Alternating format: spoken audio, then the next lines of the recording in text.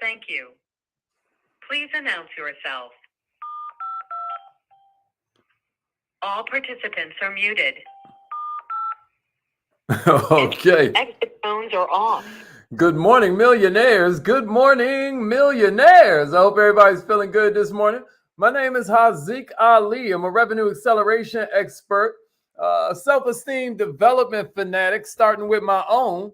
And all we try to do every morning is save you a little time. You know, obviously, you want to go further, faster, with less effort, like every human being on the planet. Our whole goal is just to help you save a little bit of time. So one of the things that I think is the most important for you being able to go further, faster, with less effort is your leadership. So if you are down with increasing your leadership this morning, even before you hear exactly where we go with this, if you are down for the idea of increasing your leadership ability, somebody give me leadership and a share. Let's get this party started. Leadership and a share. I want to remind you, it's all about you liking, commenting, and sharing. That's kind of like how you pay your tithes. You know what I mean? Like you got to share that thing because the universe gives to the givers just like it takes from the takers. Rep your city, where you from. Let them know where you're from. Let them know where you're from, what kind of business you have. How do you help people? You know what I'm saying? Appreciate that, Charity. Thank you, Miss Johnson. While we're in a giving mood, if anybody wants to do a testimony for Millionaire Minded so it can show up on Google and stuff like that, please shoot me a quick inbox and say testimony so I can send you a testimony link. Maybe one of our classes has done something for you, or one of our trainings, you utilize one of the tips. If you would be willing to do a testimony for us, then please inbox me testimony, or you can put it in the comments. You can put it in the comments, testimony, and I'll send you a link that lets you do a written testimony, an audio testimony, or you can do a video testimony. You can do it however you want. Check in, let them know, let them know, let them know. Yeah, good morning, Jess. Okay, my man Corey in the house. Are we getting started? We're getting started right now. I'm glad to see everybody here. So we're here this morning to talk about leadership, everybody. We're here this morning to talk about leadership. That's right, leadership. We're here this morning to talk about leadership, Jamie. So how many of you have seen that movie, The Founder? Anybody seen that? Yo, it's wild to me how if you look on any street corner in America, anywhere in this country, and increasingly all over the world, you'll see a fast food franchise, right? Did you ever wonder why these places are so incredibly successful? You ever think about that? It definitely is not the quality of food, right? The French fries aren't even real potatoes. The milkshakes don't have real eggs in them. You know what I mean? I'm talking about, is the meat even meat? You know what I mean? Well, we know it's meat, but what kind of meat is it? You see what I mean? So it's not the food, right? Some of us might grab it every now and then when we're in a rush or a guilty pleasure thing, but it ain't the food. What makes these places so pervasive? What makes it so that they are such a fixture in society? Millionaires, it's the consistency. Somebody give me that in the comments. It's the consistency for me. Can somebody give me that? It's the consistency for me. If you commit to working on your consistency, I want to challenge you. It's the consistency for me. I don't care if you stop at lunch and have McDonald's in China. A couple years ago, right now, I was in China, right?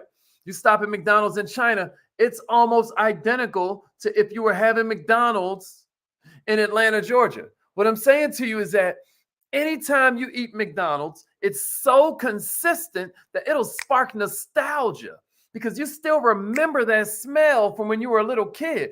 It's the consistency for me.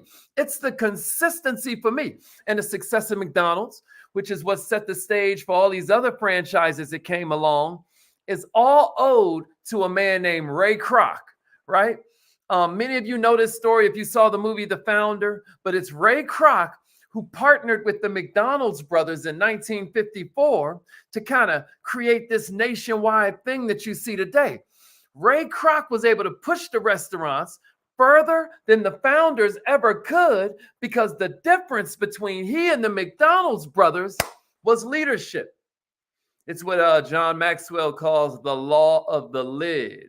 You guys familiar with that? The higher the person's ability to lead, the higher the lid on his or her potential. You may want to write that down.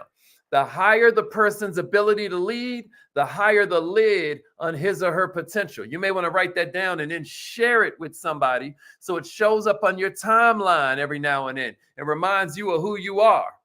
If you understand that, if that hits you hard, if you say to yourself, I got to work on my leadership. Every problem in society is a problem of leadership. Every problem in your life is a problem of leadership.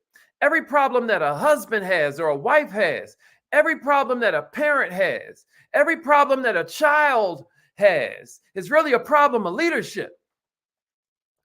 You hear me? So when you look at the fact that Ray Kroc comes along, I mean, yeah, the McDonald's brothers, Dick and Maurice McDonald's, they was doing their thing. It was small, but it was successful. They were comfortable. Their hamburgers were popular, right?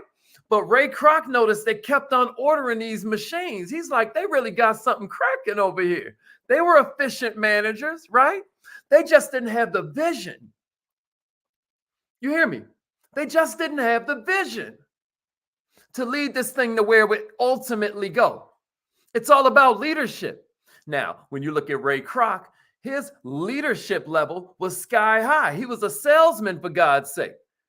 So what did he do?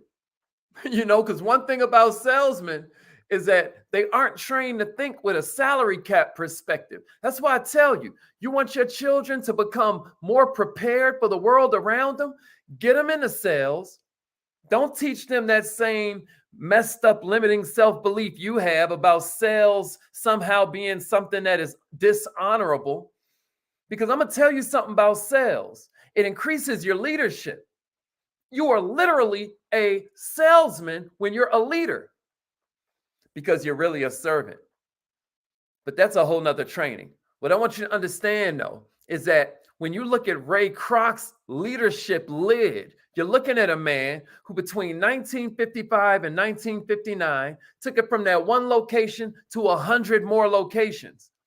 In the next 4 years after that, McDonald's had 500 locations. When you look at it today, there are over 35,000 locations in 120 countries all around the world. What I'm saying to you is that it's all about your leadership level. The law of the lid, to me, is one of the best explanations of leadership potential that exists. If you can get a handle on this law of leadership on every aspect of your life, you're going to have more impact. It's really simple. Leadership ability determines your effectiveness. Somebody give me that in the comments and give me a share. Leadership ability determines your effectiveness. Leadership ability. The higher your ability to lead, the higher the lid on your potential. Your leadership ability, for better or worse, is always going to determine the impact of your organization or the impact of your team or the impact of you personally. You know, if your leadership ability rates, on a scale of 1 to 10, you're at an 8, your effectiveness is never going to go past a 7. If on a scale of 1 to 10, your leadership level is a 4, your effectiveness is never going to go past 3. You're going to be stuck. For better or for worse, your leadership ability is always going to determine the effectiveness that you have on your organization and that your organization has, the effectiveness that you have on your team and that your team has, and the effectiveness that you have on yourself, and then the effect that you have personally. Wherever you look, you see talented people, smart people who ain't able to go but so far because of this lack of leadership.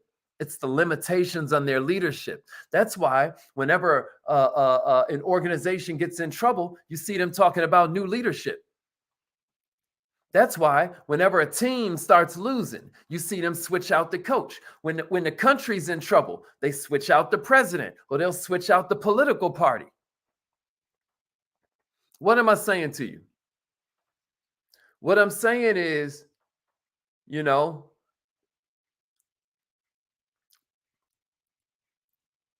good news for us is that changing out the leader ain't the only way to lift your potential. The good news for us is that no matter who's in the White House, we can still change our lives. The good news is, no matter what the crisis is that's going on around you, you can find a way to step up into that thing, and instead of just going through it, grow through it. But for you to pull that off, you got to keep studying leadership. So what I got for you is I have 4 different kind of like different methods that you can have. Why y'all ain't tell me this whole time I still had this on the screen? Y'all just gonna let me roll like that? All right. So what I got for you in these last 5 minutes, man, is I have 4 different kind of ways, because before you can apply this whole, I'm going to expand my leadership ability thing, first you need to know what level of leadership you're even at. So here are a couple of suggestions for you. This is 4 ways to kind of raise your leadership level. I hope that this is helpful to you. Write this down in your power book. You know, this is something good for you to put in the collection of observations that you've been creating from tuning in every morning and from listening to podcasts and going to seminars, going to workshops, like doing your thing to develop your self-image, doing your thing to create an environment that makes you feel inspired, you know, but not just the culture, not just the habitat, but also the mentality. I'm proud of you for being here every morning. Let's get it. All right, here's the first one. List some of your goals. Somebody say, list some of your major goals and then give me a share. List some of your major goals and then give me a share. What we're talking about right here is you're focusing on really significant objectives. You're focusing on really significant objectives. What we're talking about right here is things that'll require a year or more, right? We ain't talking about get your nails done, right? We're talking about, you know, list at least 5 of your major goals, but no more than 10. No more than 10, right? Now, after you do that, do yourself a favor and pick out which of them are going to require participation from other people, right? Which of these goals are going to require the cooperation of other people? Because those are the ones where your leadership ability is going to be kind of like the lid on how far you can go. If you're going to need to cooperate with other people, if you're going to need people somehow, it's your leadership ability that's going to determine how far you go. Does that make sense?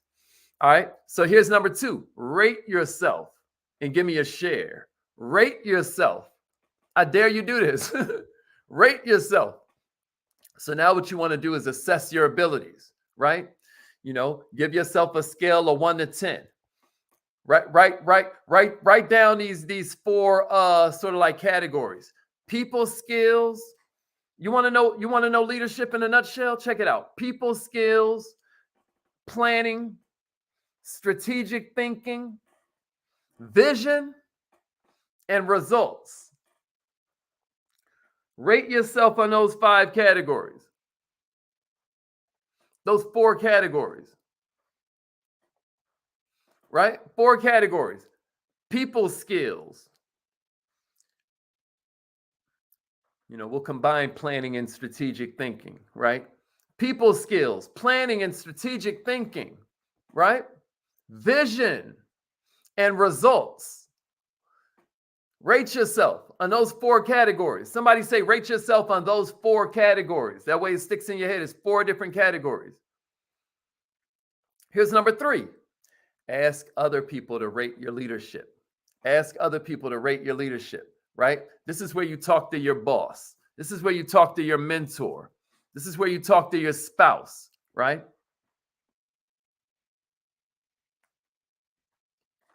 And you're gonna, you know, and then on that next level, you talk to 2 colleagues at the same time, 2 of your counterparts at the same time, right? And then the next level down, talk to 3 different people that you lead. 3 different people that you lead, and have each of them rate you 1 to 10 in those 4 areas we just now talked about. I dare you. I dare you. Right? Right? And then step number 4, y'all, is study your scores, right? Compare the ratings you got from everybody else to the scores you gave yourself when you were doing your own personal assessment, right? Study them things. Do others view your leadership as better or worse than you expected? Huh? If there's a gap between the two, where do you think that's coming from? Like, what's the cause, right? How willing are you to grow in the areas of leadership that are now apparent to you that you need to grow in? Huh? How can you apply this to your life? Let me see it in the comments. Let me see it in the comments. How you going to apply this? It's affirmation time. We out of here. That's my 15 minutes. Millionaires, let's get it. It's affirmation time, and we're going to go seize the day. We're going to get to it. Let's get it. Let's get it. All right, let's go.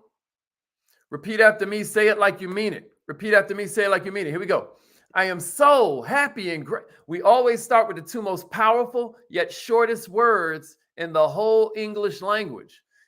Whatever you say after this is a command to 73 trillion cells. You hear me? Something to think about. Watch how you talk to yourself. Somebody very important is listening. Huh? There's a miracle right under your nose. It's called your mouth. Repeat after me. Say it like you mean it. I am so happy.